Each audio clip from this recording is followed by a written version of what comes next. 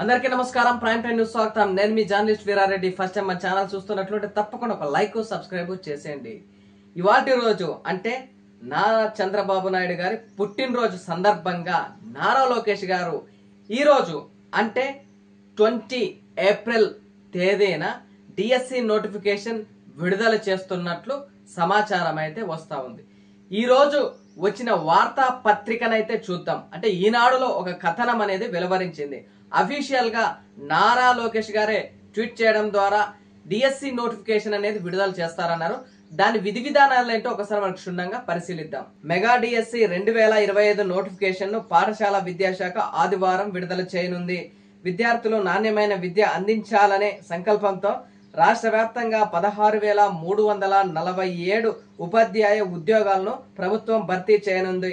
Mega DSC schedule ను విద్యా IT శాఖ మంత్రి నారా లోకేష్ శనివారం ఎక్స్ ద్వారా విడుదల చేశారు. ఎంతో కాలంగా ఎదురు చూస్తున్న మెగా డిఎస్సి కల సాకారమవుతుంది. మేనిఫెస్టోలోని కీలక హామీని నెరవేరుస్తూ 16,347 ఉపాధ్యాయ పోస్టులను నోటిఫికేషన్ విడుదల చేస్తున్నట్లు తెలిపారు.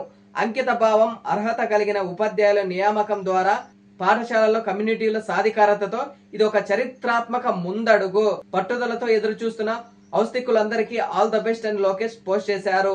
మెగా డిఎస్సి కి సంబంధించిన పూర్తి సమాచారం, సంబంధిత జీవోలు, ఉపాధ్యాయ పోస్టుల వివరాలు, పరీక్ష విద్యార్థుల సిలబస్లు, సహాయక కేంద్రాల వివరాలు పాఠశాల విద్యాశాఖ వెబ్సైట్ లో ఆదివారం ఉదయం 10 గంటలకు అందుబాటులోకి రానుందని డైరెక్టర్ విజయ రామరాజు తెలిపారు.